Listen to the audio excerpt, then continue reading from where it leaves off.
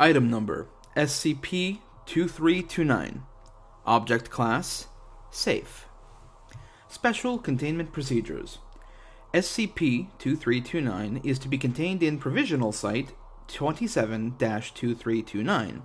When not in testing, all entrances to SCP-2329, including windows, must be securely blocked with solid metal plating.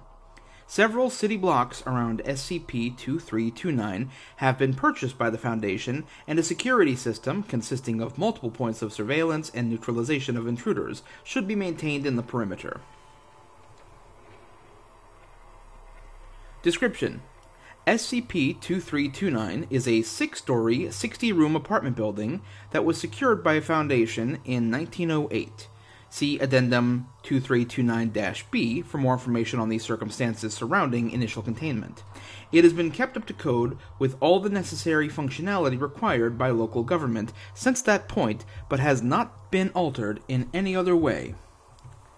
On both a structural and a visual level, SCP-2329 closely resembles the building surrounding it, and individuals are able to enter and exit it on their own free will. Once inside SCP-2329, however, they lose all ability to consciously perceive other sentient life, effectively rendering every other individual invisible to them. Similarly, humans outside SCP-2329 will lose all ability to consciously perceive those inside SCP-2329, both by direct observation, e.g. watching through a window, and indirect observation, e.g. monitoring a security camera. Some perception still exists at a subconscious level, as individuals inside SCP-2329 will make an effort to avoid bumping into one another. This area of effect also extends to inanimate objects possessed by another individual, e.g. clothes, hand-carried objects. If an individual drops an object they were carrying, it will become perceivable by all other individuals, although it will not be perceived to have suddenly appeared, but rather that the observer simply had not paid attention to it before. It additionally extends to all sensory input, not just sight. Test subjects are unable to hear sounds caused by the other objects, cannot smell one another, and cannot feel one another even if forced into such close proximity that physical contact would be unavoidable. Apart from this effect, individuals inside SCP-2329 appear to retain complete free will and consciousness, to the point of being puzzled by the lack of other people. This is validated by letters recovered from tenants of SCP-2329 prior to Foundation intervention, many of which complain of the antisocial nature of their neighbors.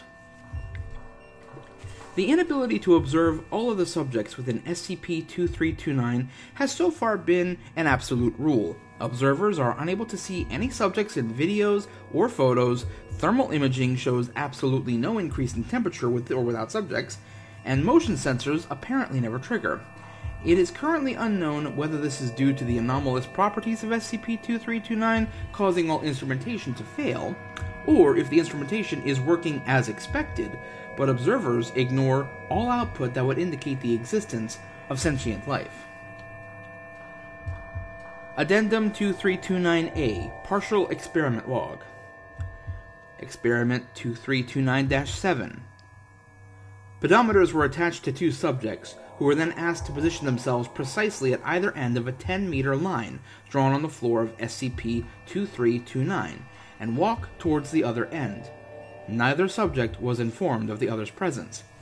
Results: both subjects made it to the end, both recorded a distance traveled of 10.2 meters, and both asserted strongly that they had remained on the line the entire time.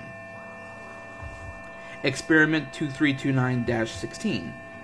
Subject was provided with a television set and told to tune into the local news channel within SCP-2329. No information about SCP-2329's anomalous properties was provided. Results: the subject reported seeing only a series of empty sets, hearing only the broadcast's instrumental soundtrack, and being greatly confused by this. Experiment 2329-22. Shortly after a safety retrofit, 30 subjects were instructed to enter SCP-2329's elevator and then attempt to go to another floor. Results: The newly installed weight sensor triggered and prevented the elevator from moving. This was deemed sufficient evidence that the subjects continue existing in the same space-time as each other and simply ignore one another entirely, disproving an early contention of Dr. Worm's that subjects were entering unique parallel dimensions when crossing into SCP-2329, and were thus literally not present in our universe. Addendum 2329-B, Post-Mortem Report on Arthur Morgan Zygman. The corpse of Arthur Morgan Zygman, age 53, was discovered in the hallway outside his room in SCP-2329 on August 21, 1908. An interview with the landlord of the building, who lives off-site and was entirely ignorant of the anomalous nature of SCP-2329, revealed that Zygman had filed numerous noise complaints about virtually every other tenant. The last such complaint had been filed approximately 2 years ago, and he had heard nothing from Zygman since. Based on written correspondence and interviews with tenants, the date of Zygman's final complaint appears to be roughly 6 months before the start of SCP-2329's anomalous behavior. The Foundation became alerted after tenants became frustrated at the police's inexplicable refusal to investigate.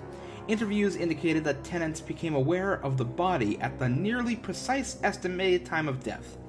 Post-mortem investigations indicated that the first injury Zygman suffered was a broken hip, which could be correlated to an indentation in a nearby wall. It was concluded that Zygman was knocked over by one of the other tenants. The reason why he was unable to instinctively avoid this tenant is unknown. His other injuries indicate that he was struck about all points of his body, sustaining 22 broken bones along with a dozen of contusions.